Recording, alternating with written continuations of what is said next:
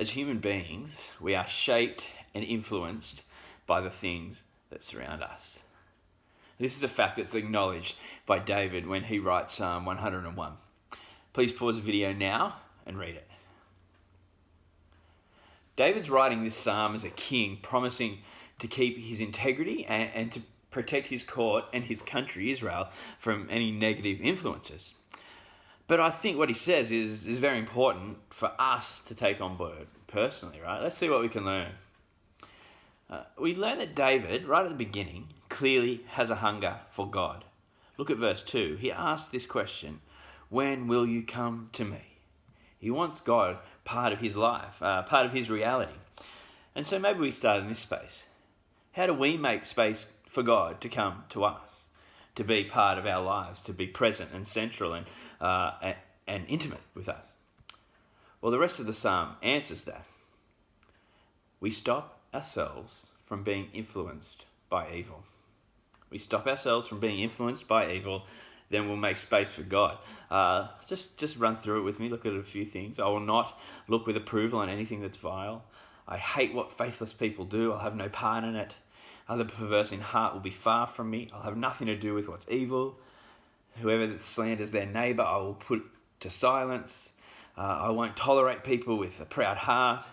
My eyes will be faithful. No one who practices deceit will dwell in my house. No one who speaks falsely will stand in my presence. Every morning I will put to silence the wicked of the land. I'll cut off every evildoer. David wants to remain uncorruptible and a man of integrity, and so he removes negative influences from his life. Now, don't get me wrong. We need to associate with evil people for the sake of mission.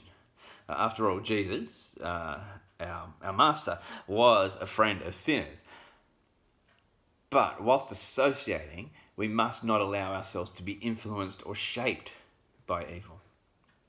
As soon as we notice something or someone leading us away from God or godliness, we remove it. We despise it. We cut it off. We call it out for what it is, like David says in the psalm, and we get rid of it. Remember the words of Jesus in Matthew to pluck out the eye and cut off the hand that causes you to sin. Think about how this applies to your life. What evil influences do you need to remove from your life? Now, this may be people or relationships, but think broader also. Think about the other influences, the media that you consume, maybe.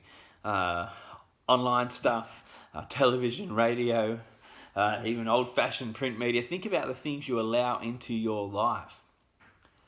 Think about the things that cause greed, lust, envy, despair, anger in your life. We want to listen to the words of David in this psalm and cut them out. Cut them out. And like he says in verse 2, seek to live a blameless life that leads to intimacy with God. The sad truth is that David didn't live like this. He allowed lust, greed, pride, power to overpower his desire for God, and he became, as we all know, an adulterer and a murderer.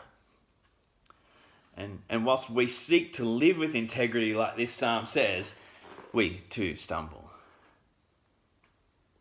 When we read psalms like this, we can easily despair over our sinful state or be racked with guilt. But we have to remember that when we read psalms like this, we read them in the light of Jesus, the one greater than David, who actually fulfilled his vow to remain uncorrupted and pure, the one who led a blameless life with a blameless heart, and who offers to exchange that blameless life for our lives of sin and failure. Because of the work of Jesus, you and I, and all included in Christ, can now read Psalm 101 as a picture of who you are in God's eyes, and then be motivated to live it out.